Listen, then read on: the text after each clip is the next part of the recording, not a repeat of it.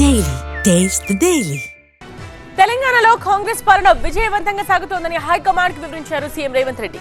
Global summit సహా తెలంగాణలోని తాజా రాజకీయ పరిణామాల గురించి చర్చించారు. మెస్సీ హాజరవుతున్న కార్యక్రమానికి పార్టీ పెద్దలను ఆహ్వానించారు సీఎం.